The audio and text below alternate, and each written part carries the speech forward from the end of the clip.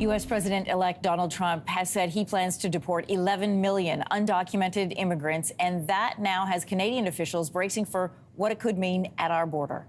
The federal government says it is prepared for an increase in migrants from the U.S. heading north. It is something border officials here are already closely watching. So Moshe Lander is a senior lecturer of economics at Concordia University. He's joining us with a closer look at this issue this morning. Good morning. Good morning again. Well, let's start with some news that developed over the weekend. Trump has appointed Tom Homan as his new, what he describes as the border czar.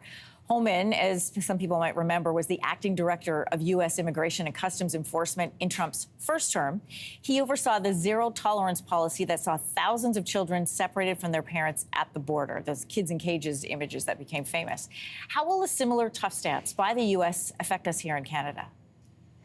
Well, if there's 11 million people that he plans to deport, are they going to wait to be gathered up and put in cages and sent back where they came from? Or are they going to try and take matters into their own hands and try and avoid the czar? One way to do it is to try and hide and move underground. The other way to do it is to head for safe harbor, and Canada might be one of those places. So it's not that 11 million people are going to show up at Windsor, but there's certainly a good chance that some of those 11 million are coming this way. Just on another one, something else to point out on that point, Homan's mandate, as given by U.S. President-elect Trump, was to monitor the southern and northern borders. I'm assuming that means the long border with Canada. What could that look like, and what would that mean? You know, the idea that you're going to deploy guards to the border here, or you're going to try and do something to control the border is almost impossible. We are proud to say that it's the longest undefended border in the world, but I also don't think it's really defensible. In the case of Mexico, they went the path of trying to build the wall, but the reality is that they weren't able to build a wall the entire distance. That's just not possible. And I can't imagine that they're going to start trying to erect a wall barring, say, Montana from parts of Alberta and Saskatchewan. It's just too difficult, and the pushback would be too severe. So I think that they're going to probably try and clamp down a little bit when people try to cross the border at legitimate crossings, maybe a little bit of drone deployment. But I just don't think that they're going to try and take the approach with Canada that they're going to take with Mexico. Well, as we learned from his first term in office, never say never. Prime Minister Justin Trudeau has announced, if we're going to take a look at borders from this side of the border, we know our government has made several measures to curb immigration. That's a shift from when Trump first took office in 2016.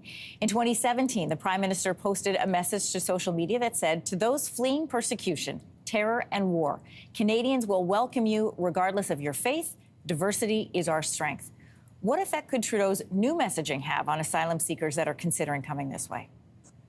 Yeah, it's a very different message than 7 years ago, right? So now with the message in Canada itself that immigrants are not as welcome, with a possible change of government coming that's probably not going to be nearly as supportive of immigration, that message will be heard loud and clear. And so the last time we spoke, we were talking about the message that sends medium to long term. Here, too, I think that Canada is not going to be as welcoming. It becomes how desperate are people. We have seen that asylum seekers have been sneaking across the Quebec border. It's a point of contention between Ottawa and Quebec City. Is anybody going to be able to tidy that up and make sure that people aren't drifting across the border? Again, it's not 11 million people we're talking about. It's do tens of thousands or hundreds of thousands make it across. Is that too much for Canada even to stomach at this point?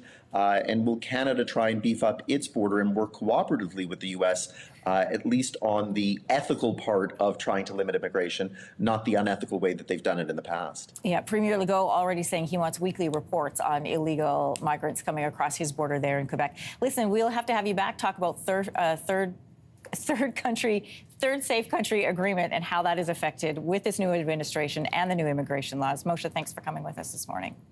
Anytime. If you liked that video, make sure to subscribe to the Your Morning YouTube feed, where you can find all kinds of new content posted every weekday morning.